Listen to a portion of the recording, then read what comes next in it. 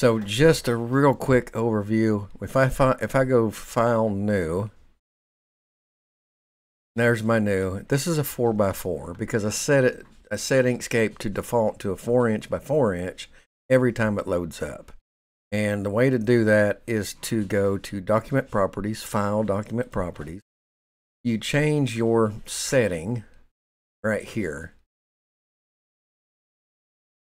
And let's say I'm just going to change it to a 5. And it changed the orientation for me. So that's good. And then guides, grids, color, script, all that other stuff. And then go up here to save template. And then you can name it whatever you want to name it, and then set as default. And I don't want to change my 4x4, so I'm not going to do that. But if you set as default template, every time you start Inkscape, it's going to start up with that, whatever you set these numbers to. There's also a way to save as template that you can load later. And it's basically the same exact thing. You just set it, you save template, you name it, and then when you go to load a new, you can new from template, custom, and right here's my custom pocket, custom hat, and there's a couple of others that are default to Inkscape. But I have custom pocket 4x4, which I have set as default, and then my hats, and then create from template. Now I have my hat size. I really want to talk about the different fonts, text in this video.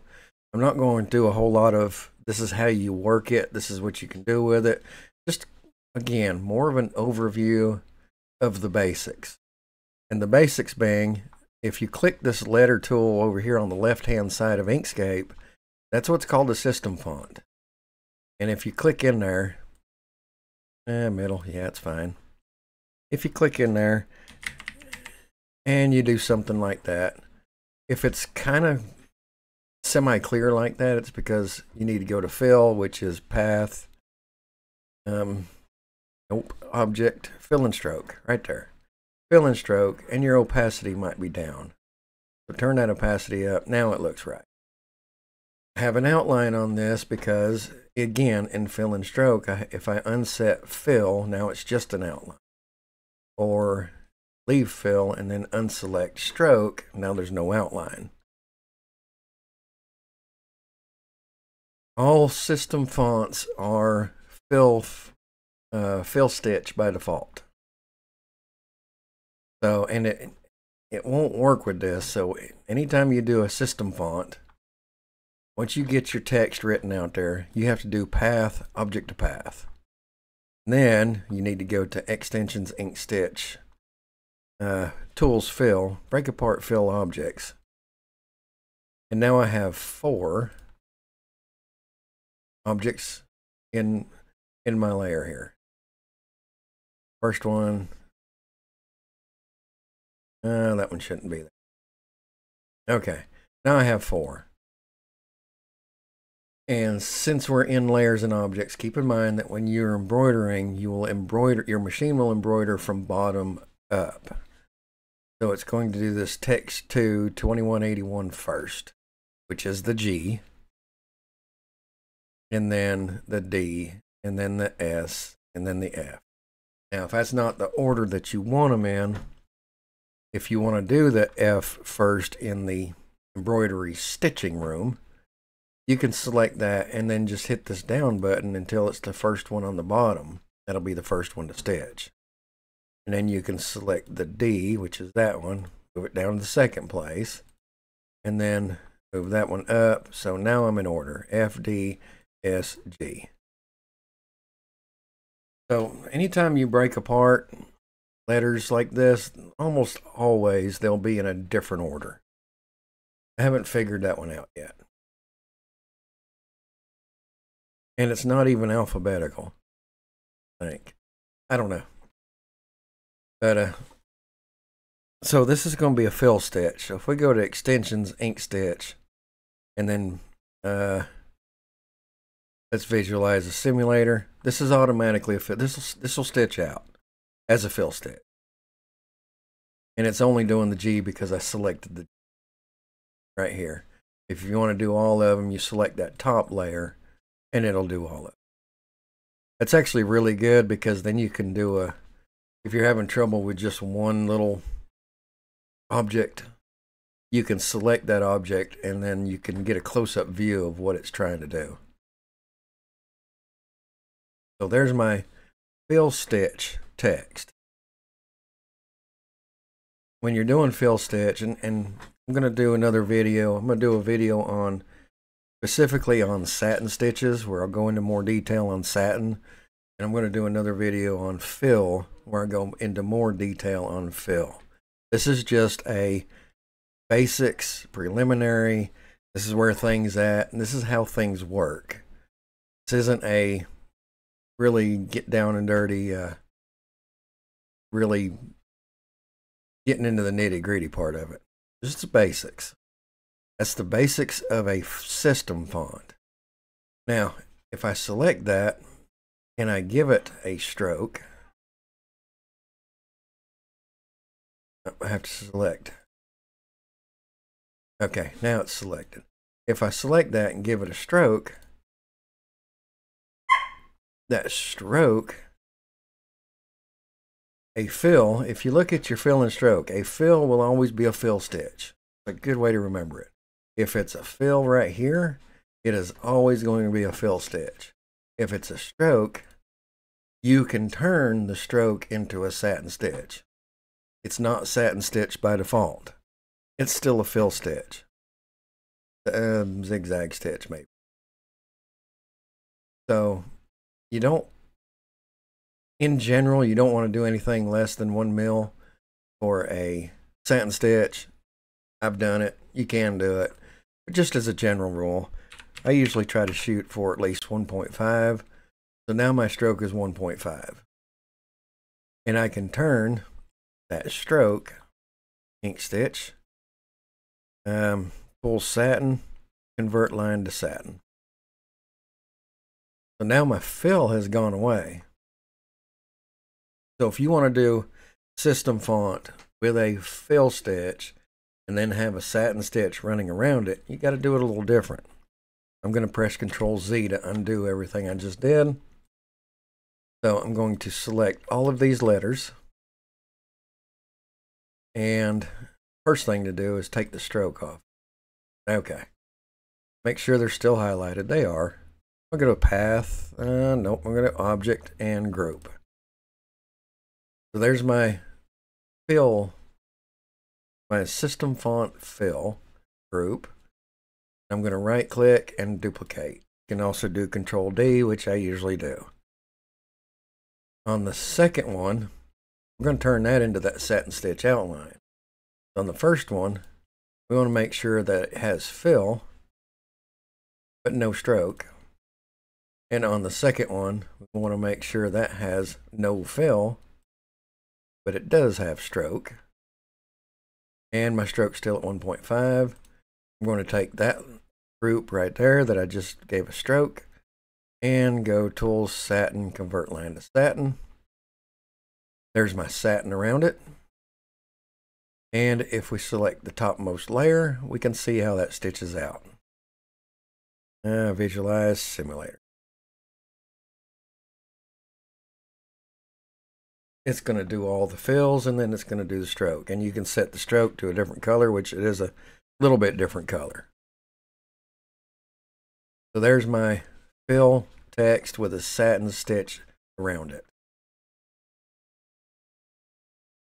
That is the absolute bottom basics of a system font. And you can do some really neat things with the fill inside of that satin stitch outline.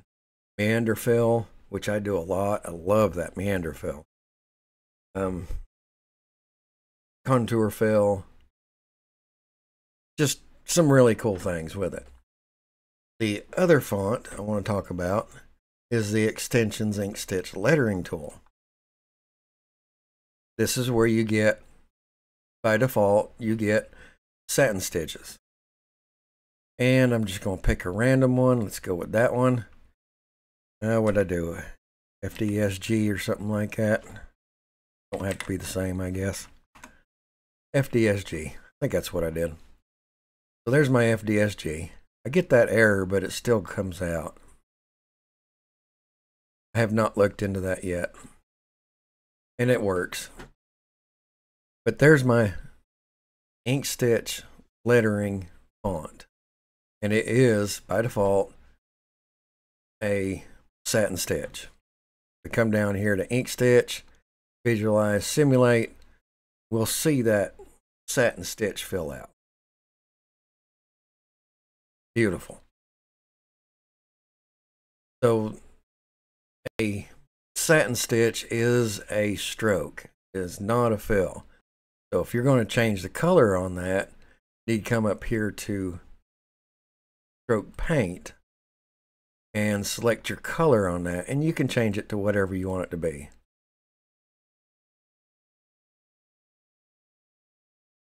You can also set it by pressing Shift to set stroke color. If you pick a color that's not, speaking of colors, I'll get to that in a minute, but you can pick a color. If you don't push Shift and you push a color, you're going to get this little mess right here. Control Z, Control Z is your friend. Now, you can change that lettering font. Have it highlighted, go into Extensions, Inkstitch, Lettering Tool. It's going to fill it out, and you can just change it to something else. Let's try that one. Hit Apply and Quit. And there's your new font. It's that easy. Just make sure it's highlighted. Okay. Another thing real quick. Bending. There's a lot of ways to bend letters in Inkscape. My favorite way that I feel like I have the most control over is, now, this is system font, so what I say about system font, you gotta go Object Path, and then Extensions, Inkstitch, Tool Fill, Break Apart Fill Objects, and now we can work with it. Go back to the Objects layer, all of them. Okay. So my favorite way to do it is to have it selected, go Path, Path Effects, drop this down, and you see Bend right here. I'm going to select this, which says Edit on Canvas, and there's a node here and a node here. I want to put a node in the middle, so I'm going to double click to get that node in the middle, and I'm just going to push it up. With it already selected, I'm going to select one of these, probably that one. Gives me the handlebars, and I can stretch it out. And that's how I like to bend them. There's a lot of different ways to bend them. You can also, which I don't feel like I have as much control over, but you can also do something like this. I'm going to make that line a little thicker so you can see it. And there's my line. Do the same thing. And do something like that. Now, I'm going to push Shift and select that. I can do it with the selector. Yeah, I can't do that now. So I need to back out. Let me do this. Select all that. You have to do this before you do all of the break aparts and stuff. So, all right, let's try this again. I'm going to take that. I'm going to push Shift and select that. So I'm selecting both of them. I'm going to go Text. I'm going to go, where did I see it? I saw it a minute ago. Put on Path. There we go. Once you've done that, you have to select the letters and go Path, Object to Path. Now you can select your line and remove it. The letters stay there. If I go back to that previous point, text, put on path. So if I don't do the object path and I select the line and delete it, the lines go back to straight because you didn't put that that object on that particular rounded path. So there's a number of ways to do it, really and truly. You can also do that with the Inkstitch lettering. Show you that real quick. I don't want something too awful.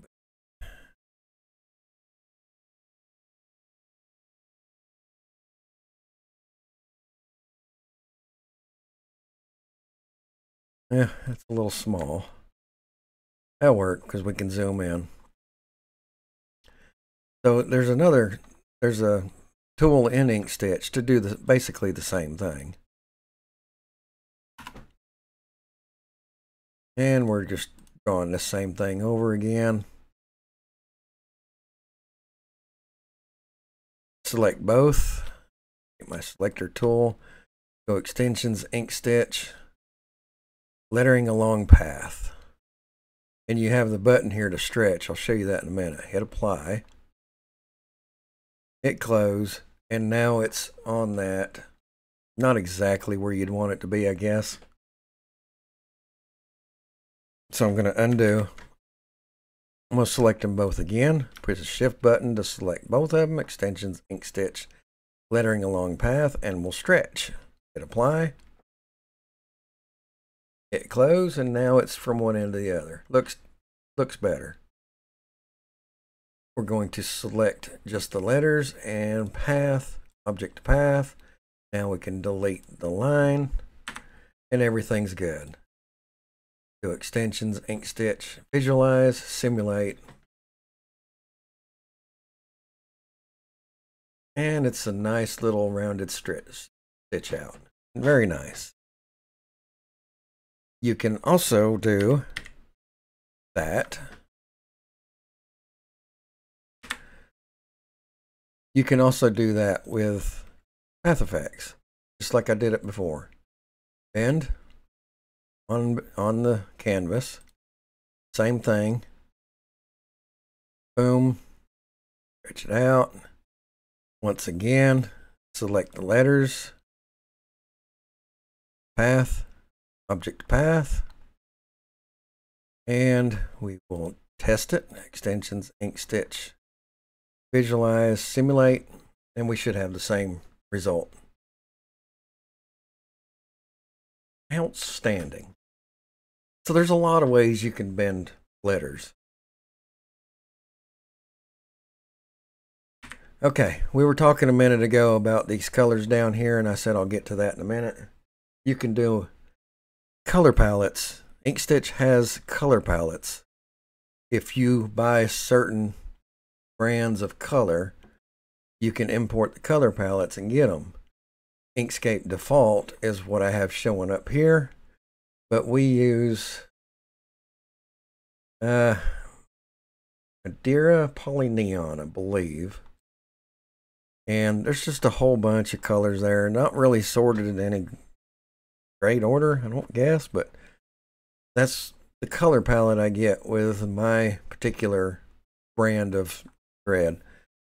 One reason I keep it on Inkscape default, because it's a lot easier to find what I'm looking for, and it really don't matter, because once you put the thread in it, your machine doesn't know what color that thread is.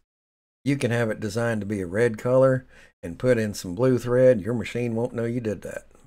So it really don't matter. The only time it matters, okay, I'll take that back.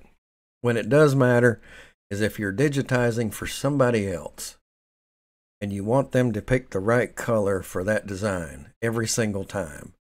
Then you'll put in here your color palette, and when you print it out on the PDF, which I showed you in that last video, the first video, when you print out the PDF, it will actually show the name of the color for that particular brand. So that part's very cool. But I digitize and stitch, so I really don't have that problem yet. Okay, so now we're going to talk about the basic stitch libraries that's included in Inkstitch. the running stitch, the fill stitch, and the satin stitch. And again, remember that this video is just the basics. So I'm going to just cover the basics and save the detailed videos for later video, except the running stitch. There's not enough content for a running stitch to need its own video. So anything that is a stroke object is considered a running stitch, an Inkstitch. This is a running stitch, which I created with the pen tool, and you can also use the pencil tool, which will just draw between two nodes and we'll finish it out. If I do this, I don't know if you can see those lines very good, so I'm going to make them just a little bit thicker, stroke style, and add some thickness to it. So these two are both a stroke, and you can make sure it's a stroke by going to fill, and as long as there's no fill and you still see a line, that means it's a stroke. Stroke and stroke style. Let me try it again.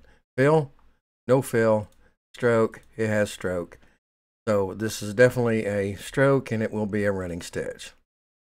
And I made these with two different tools, but they're essentially the same thing. So if I go into params, again, default on a stroke is running stitch or bean stitch. It doesn't become a bean stitch until you add bean stitch repeat. So you can see the number of stitches right here is 176 with one bean stitch. If I set that back to 0 and it's just a straight running stitch, now I'm at 72. And a bean stitch just goes back and forth as it goes down the line. So I'm going to close that params out. One thing that you need to keep in mind, okay, let's do this. Now I can set this to be thicker. Let's do a stroke style. Let's do it 2 mil. Let's do it 3 mil. That's a big old thick line. It's still going to be a little running stitch. Extensions, Inkstitch params. It'll still have 76 or 72. So it's still a little tiny running stitch, even though I set it to be thicker. So anything that in Inkscape it considers a stroke is going to be a running stitch. That includes shapes. If I turn off the fill of that box and I turn on the stroke, there we go. Again, doesn't matter how thick that is. I go in here to Inkstitch and I go to params, it's still a running stitch. It's a little straight running stitch line. Something else you need to keep in mind is just because it looks like a running stitch doesn't necessarily mean it is. I'm going to show you an example here. Let's get rid of stroke. Let's give it a black fill. So now this line looks a whole lot like those other lines. Should be a running stitch, right? Not much difference. But if I select it and I go into params, extensions, Inkstitch params, it is going to tell me, you know, it's definitely not a running stitch. That's for sure. 672, it's a fill stitch. Anything that has fill, so if I select fill and stroke, this has a fill, it has no stroke. This is a fill object, so it automatically becomes a fill stitch. Either one of these strokes, I've got them set to a pretty wide stroke. I can turn into a satin stitch, Inkstitch, full satin, convert line to satin. Now they're both satin stitches. Go into params, and there's your satin stitch, satin column right there. If I try to do that on this line that looks exactly the same, tools satin, convert line to satin, I'm going to get an error saying only simple lines may be converted to satin columns. If you see that error, that's a very good indication that it is not a stroke, it is a fill. Okay. There's not a lot else to tell about running stitch. The running stitch you can automatically convert to a satin stitch, and however wide you set that stroke is how wide your satin stitch is going to end up. So if I do 2 lines here and I take one of those, I do a stroke of 1, and then I select the other one and I do a stroke of 4, and I select both of those, extensions, Inkstitch, full satin, convert line to satin, and then I preview both of those in params or in the simulator, either one. The width that I set the stroke to is the width of my eventual satin column, which kind of puts us into, let's talk about satin. Again, just the bare minimums.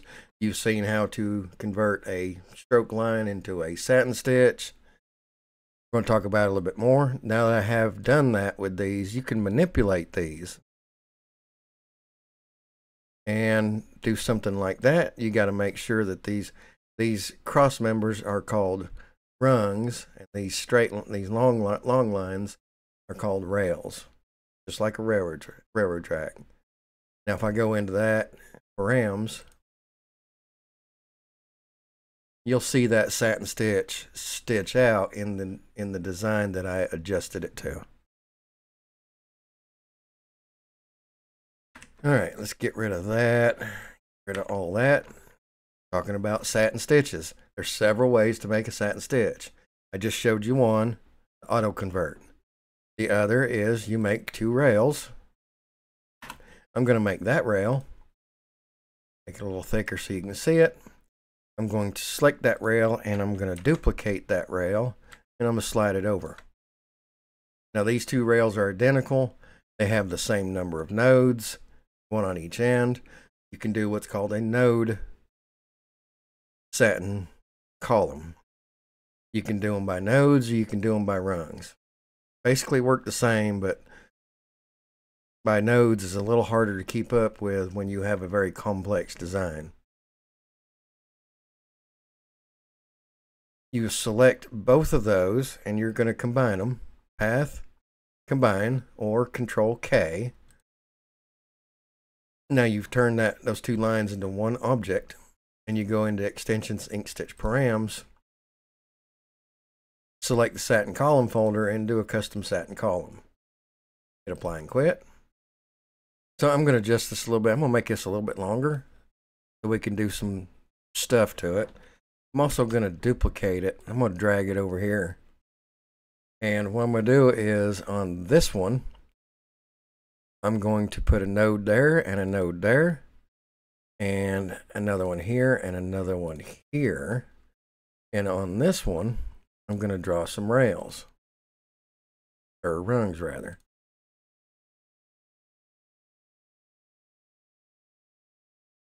Now, I changed this one completely and it doesn't know it yet. So I have to select all of it again and combine it again and tell it to do a custom satin column again.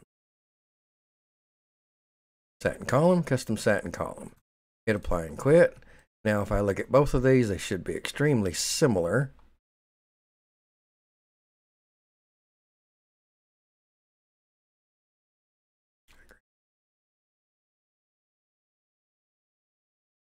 So that's how you make custom satin columns. Again, just the basics. And now we're going to go on to fills. That's a fill. Simple. I'm done. No, I'm kidding.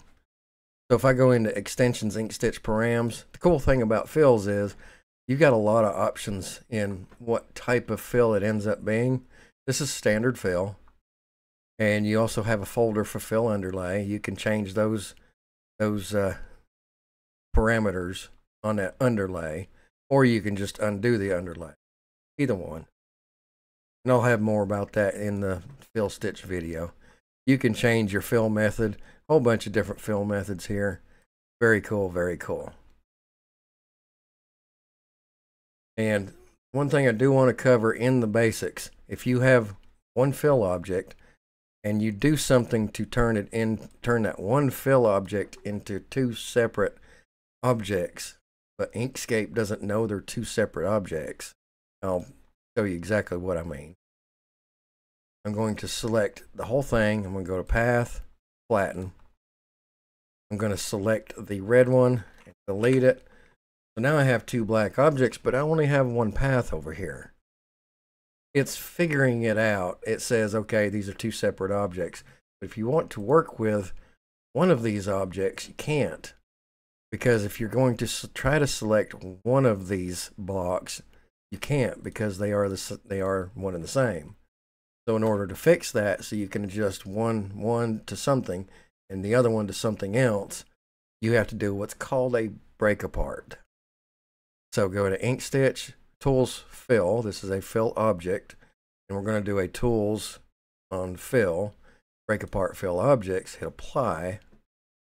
Now we have two objects here, one for each one of these, and you can set the params separately. And you can change the size of them if you need to and make one bigger, one smaller. That's how you take one split apart object and turn it into two separate pieces to work with. So that's as far as I'm going to get into this in this very basic example video. And again, got a satin stitch video coming up, go into a lot of detail, and a fill stitch video coming up, I'll go into more detail.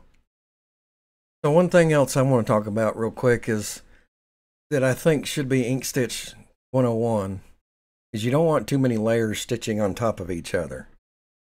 General rule is you don't want more than 2 layers of anything. You can get away with 3, but no more than that. And what I mean by that is, if I draw a picture, and if you've seen my videos before, you know I'm an excellent artist in Inkstitch or Inkscape. So if I draw a fill, and then I draw another fill on top of that, and then I draw another fill on top of that.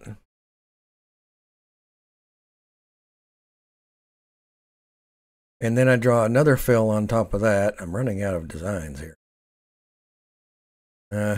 Okay, let's do another star. Just make it different. Dark red, less corners. That works. So if I do all these layers, and this will stitch out just like it is.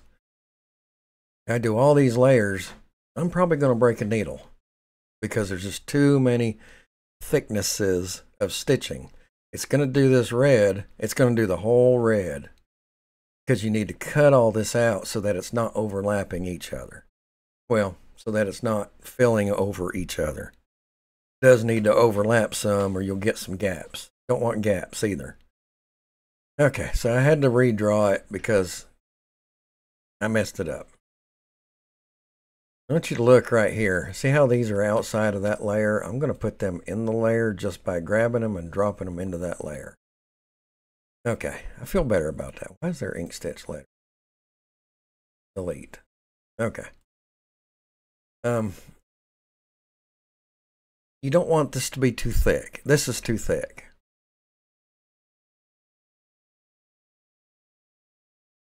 So the way you get around that is you need to cut these out. And the easiest way to cut these out, select that topmost layer, go Path, and where you at? Flatten. Path, flatten. That will be your best friend. So now when I grab a hold of that, it's got all them shapes cut out.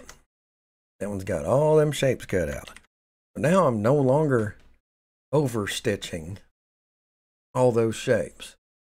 But you also notice that I'm no longer inside of a layer. I'm going to select a new layer. I'm going to select all of these and I'm going to put them into a layer.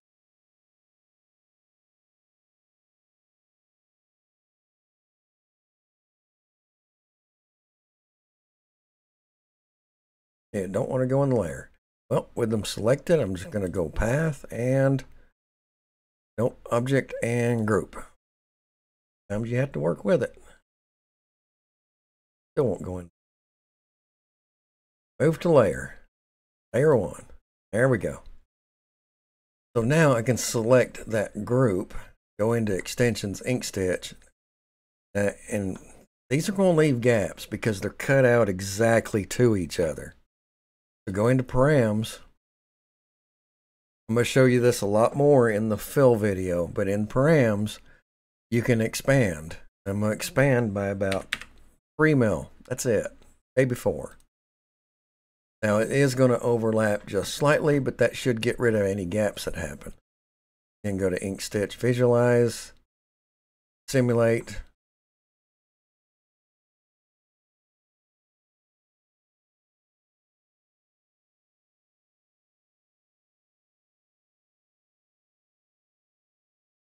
There's the first layer, second layer, third layer, and each one's filling in over the top. Outstanding. And with that expand, you've got a little bit of expansion so that you're not going to end up with a gap. Might be a little too much. There's quite a bit. It's going to be fine. But, you know, this is just a general how-to. Okay, next thing. I want to talk about trace bitmap. If you go path, trace bitmap, you can use this to scan an image and create a bitmap that you turn into an SVG. Hold on a second. Okay, I just pulled this in as an example. This is an example for trace bitmap. This is a JPEG, I think. I don't remember. JPEG or PNG. Doesn't matter. I'm gonna lock this padlock in so that it doesn't change dimensions. Scroll it or bring it down to size a little bit. Now I have the trace bitmap already on the screen here. Trace bitmap, I want you to understand, is not a magic button. Sometimes it works great and sometimes it don't. The one time that it worked absolutely flawless for me was in the cartoon butterfly video that I did way back in the day. And I will put that link for that video up above my head, sliding in right about now. That up above my head that is usually there but isn't right now because of reasons. I would be hiding a lot of this stuff over here. Don't want to do that. This video is all about for you. I don't need to be in it. So again, trace bitmap is not a magic button. It doesn't always work. Sometimes it works pretty good. Sometimes it don't. So I'm going to change this to colors, and this looks pretty good, right? Hit apply. I'm going to go to my objects. This is the image I brought in, and I'm going to hide that image. It looks pretty good. The problem here is all of these nice little, fabulous little lines, those are fill stitch lines. Trace bitmap will always give you fill stitch everything. You cannot convert these nice pretty little lines into satin stitches easily. Yes, it can be done. Cannot be done very easily. So for that purpose, I ended up just redrawing this entire video, this entire picture. Just with the Inkscape tools, I just traced over.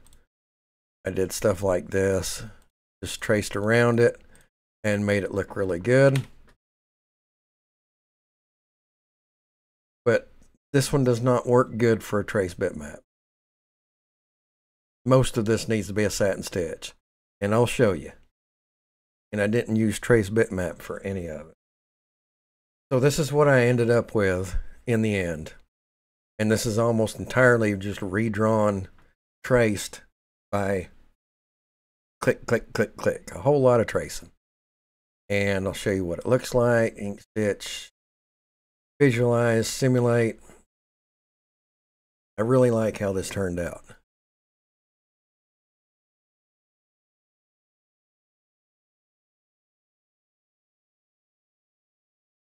There's my fills. And then I go into the satin stitch. And turned out really, really nice. Well, not sure, but I feel like this video is getting a little long. So I think I'm going to close on saving. And this is certainly last, maybe last, but definitely not least. cannot emphasize enough on that you need to get into the habit of saving it as an SVG and then saving it again as your embroidery file each and every time. I'll show you exactly why. Let's say you spent days, weeks, months, no, not that long. Let's say you spent days working on something. I spent days working on this image right here. Let's see, that image right there. I spent days working on that image, and I'm proud of it, and I can't wait to see how it stitches out.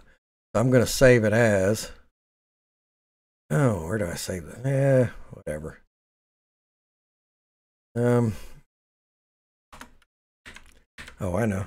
We'll save it as save.dst. And DST is the file format that my embroidery machine reads. Most embroidery machines read. But I'm going to save as save DST. I've worked on this, remember, I worked on this picture for days. And I think it's going to come out great. And the simulator looks awesome. And then I close out the program. Okay, let's close out the program. I saved it as a DST. I didn't save it as an SVG. Once I stitch out the test stitch and I realize it's not very good, it's too small. It's way too small, or it's way too big. But in this case, we're going to say it's way too small. Where did I save that at? Let's see. Should be right here. Yep, there it is. So I'm going to open up Save DST. And you can specify opening up an embroidery file in Inkscape in your system. I can show you how to do that in Linux. It's probably not going to help a lot of people, but I can give you the idea. In Linux, you're going to right click on that file, hit Properties, and it's an unknown. And it says open with. There is no registered file type I can create, even though it's doing it right. I can add, I can go in, I can tell it to open this in Inkscape. And hit apply. Inkscape is the one. Hit apply. Hit OK. Hit OK. Now it's going to open up DST files in Inkscape every time, which it was already doing. Okay. On with the show. So I have this block right here, which is 75 by 77.5. I'm going to make a 75 by 77.5 another block. 75 by 77.5. So very similar sizes. Not exactly, but pretty close. Okay, so if I go in here and extensions, Inkstitch, simulate, I want to see the number of stitches. 969. The other one that I just made should be very similar. Inkstitch, simulator, 960. Okay, 1,000. So we're not off by a whole lot. They're pretty close. Okay, now, as I was saying, I needed to resize this embroidery file, which is this one. I'm going to select both of them.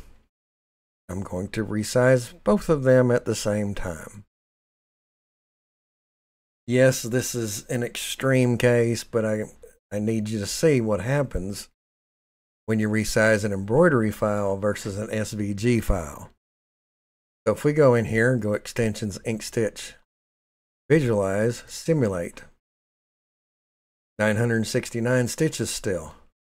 That's not covering up very much. There's a lot of space in between those stitches now. It changes stitch points. The stitch points stretch. You don't actually get a new, it doesn't create a bigger design. It just stretches the design. That makes sense. But in the SVG object, if I go into extensions, Inkstitch, visualize, simulate, 10,000 stitches. If we had resized that embroidery image and it had been resized like you would want it to be, it would also be 10,000 stitches. The stitch number didn't change. That's why you need to save it as a SVG first and every time. If you go into my work, I always have the SVG and in this case a PES. Who did I do this for? I did this for somebody. Right there's my design in an SVG, and there's my DST. If I need to change something, I load up the SVG, I save over the top of the already saved DST, and I try again. Every single time. You need to get in the habit of saving an SVG first and every time. I just can't emphasize that enough. So, I've been using Inkscape Inkstitch for many years now. I'm pretty comfortable with it. And I remember back in the day when I first heard about Inkstitch, I had never touched Inkscape. So I was learning both Inkscape and Inkstitch at the same time. And I know a lot of you are in that same boat. You've never touched Inkscape. It will come to you. Patience. Give yourself time to build that confidence. And that's why I'm doing this tutorial of going back to the basics. The beginner's guide. This is a beginner's guide. We're going back to the basics. Back to the beginning. I remember struggling, trying to figure out, how do I do this simple thing? It's just not working for me. I know that feeling. The problem is, it was a long time ago, and I don't remember everything that I struggled with. So if I forget something in any of this basic concept, basic idea, the basics, if I forget something that you as a beginner are struggling with that should be in one of these early basic videos, if I didn't cover something, please let me know, and I will put it in a future video. If I don't hear that I missed something, then I'm going to assume I got everything. I did it right the first time. I don't ever do everything. I don't ever do anything right the first time. Just ask my wife. She'll tell you. That's a joke. We get along. But it's still funny. Anyway, if I forget something of struggling back in the day, please let me know, and I'll try to cover it. That is going to be all in this video. I've got fill stitch coming up. I've got satin stitch coming up.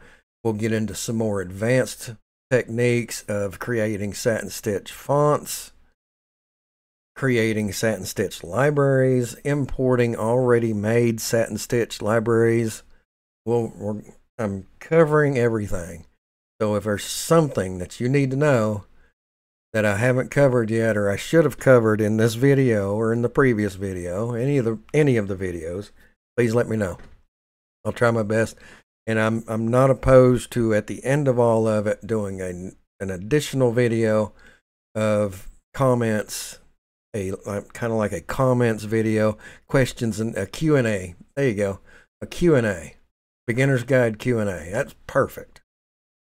So everything you ask might accumulate until the end. I'm trying my best to get these done in a timely fashion, which I don't usually do very well, but I'm really trying. But bear with me. I'll get them out. Anyway, that's all for this video.